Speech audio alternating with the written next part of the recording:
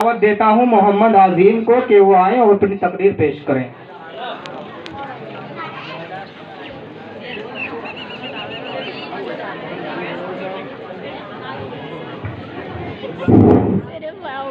औज़ु बिल्लाहि मिनश शैतानिर रजीम, बिस्मिल्लाहिर रहमानिर रहीम। नहमदुहु व नुसल्ली अला रसूलिहिल करीम, अम्मा बाद। वक़ाल नबी सल्लल्लाहु अलैहि वसल्लम के लबों पर सजाकर हम आयते कुरान निकले हैं, के लबों पर सजाकर हम आयते कुरान निकले हैं, वतन पर मरने मिटने का लिए अरमान निकले हैं। जमाना तुला है अगर जान लेने पर तो डरना क्या, कि जमाना तुला है अगर जान लेने पर तो डरना क्या। हम तो हथेली पर सजाकर अपनी जान निकले हैं। वाह वाह वाह, बहुत अच्छे बहुत अच्छे। अभी अभी मेरी बहन ने जो तकरीर की, मैं समझता हूँ कि उनकी तकरीर अभी अधूरी है। बिल्कुल अधूरी थी, सबको पता, बिल्कुल अधूरी थी तकरीर है अभी जो की है। मैं चाहता हूँ कि उन्हीं की तकरीर को और आगे बढ़ाऊं। हाँ सही बात है। लेकिन अफसोस राजा रणजीत सिंह आगे आ गया और इन बुजुर्गों को उससे टकराना पड़ा, जिसका नतीजा ये हुआ सन 1831 में बालाकोट की पहाड़ियों में सैयद अहमद सईद शाह इस्माइल, सईद मौलाना अब्दुल हई बरानवी और इनके साथ सैकड़ों मुजाहिदीन ने अंग्रेज के खिलाफ जंग करते करते जामे सादर नौश फरमा लिया। सौदाई वाला कोट की फहरिस्त उठाकर देखिए, बड़ी हैरानी होती है, बड़ा तज्जुब होता है कि इन दोनों बुजुर्गों ने मुल्क के कोने कोने से मुजाहिदीन को जमा किया और इन सारे लोगों ने अपना खून बहाकर अपने खून से चिराग रोशन करी और मुल्क के कोने कोने से मुजाहिदीन को जमा किया था।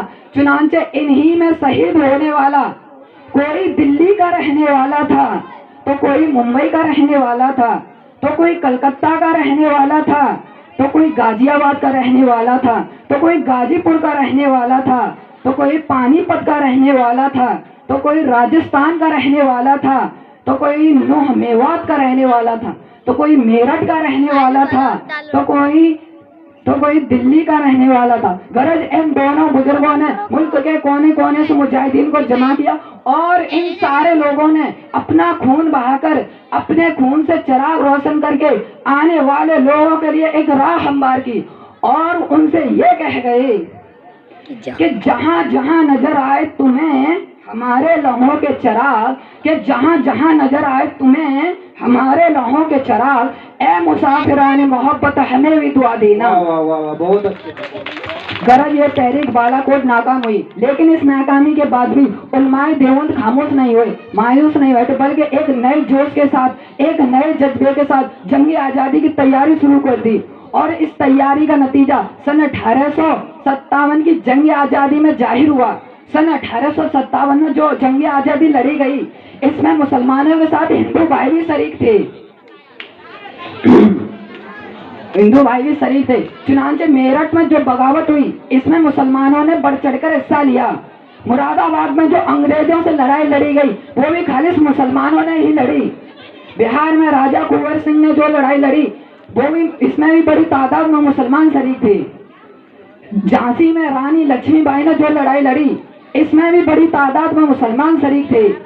लखनऊ बेगम हजरत महल ने जो लड़ाई लड़ी, वो भी मुसलमानों ने ही लड़ी। उसकी क़यादत मौलवी अहमद शाह कर रहे थे। शामली के मैदान में मौलाना कासिम नानोतवी को गोली लगी, मौलाना मजहर को गोली लगी, मौलाना रशीद अहमद गंगोही जख्मी हुए। हाफिज जामीन सईद रहमतुल्लाह अलैह इस मुल्क के खातिर तड़प तड़प कर अपनी जान दे दी। और इस सन में 1857 की जंग में दिल्ली के अंदर मुगलिया हुकूमत के आखिरी चश्मो चराग बहादुर शाह जफर के बेटों को शहीद कर दिया गया और बहादुर शाह जफर को हिंदुस्तान से गिरफ्तार करके रंगून जिला में वतन कर दिया गया। वहाँ उन्होंने बड़ी बेकसी और मजबूरी की जिंदगी गुजारी। इसी बेकसी आलम में बहादुर शाह जफर ने क्या दर्द भरे असार कहे कि लगता नहीं दिल मेरा उजड़े दयार में, कि लगता नहीं दिल मेरा उजड़े दयार में, किसकी बनी है आलमे नापायदार में।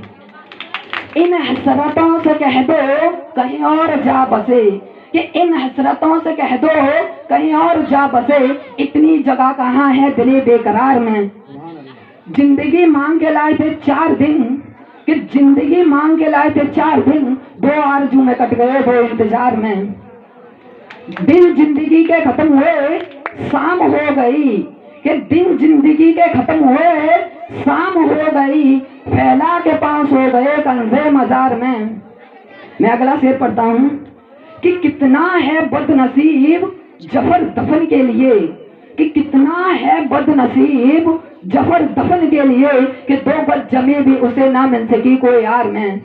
मेरे अजीजों, वो बहादुर शाह जफर जो सारे हिंदुस्तान का बादशाह कहलाता था, उसको इतना मजबूर कर दिया गया कि हिंदुस्तान में दफन के लिए 2 गज जमी भी उसे ना मिल सकी, और वो आज रंगून में पड़ा हुआ है, और उसकी कब्र पर ये शेर लिखा हुआ है। मैं शेर पढ़ता हूँ कि मेरी फातिहा के लिए कोई आए क्यों, कि मेरी फातिहा के लिए कोई आए क्यों, मेरी कब्र पर कोई 4 फूल चढ़ाए क्यों, कि मेरी कब्र पर कोई 4 फूल चढ़ाए क्यों, मैं एक बेकसी का मजार हूँ, यहाँ आके कोई समा जलाए क्यों।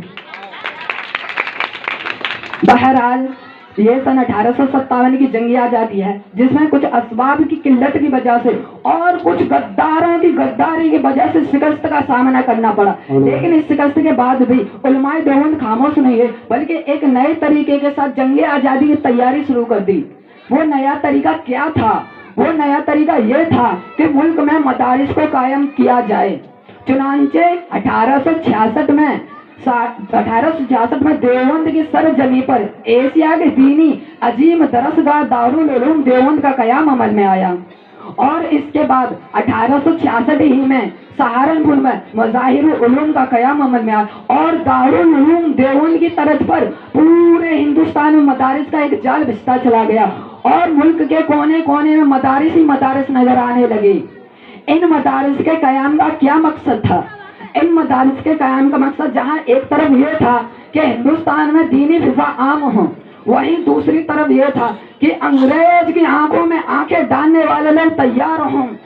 चुनांचे दारुल उलूम देवबंद ने जो कुर्बानियां दी हैं, ऐसी कुर्बानियां किसी इदारे या तंजीम ने नहीं दी। और मेरे भाइयों, ऐसा क्यों ना होता, दारुल उलूम देवबंद ही इस्लाम का वो किला है जिसके सामने तूफान भी आकर रुक जाया करता है, जिसके सामने पहाड़ भी आकर दब जाया करते हैं, जहाँ के रूट जर्रात को चांद हर रात मनाने आया करता है, जहाँ के फरजंदों को आसमान के सितारे भी रस्क की निगाह से देखते हैं।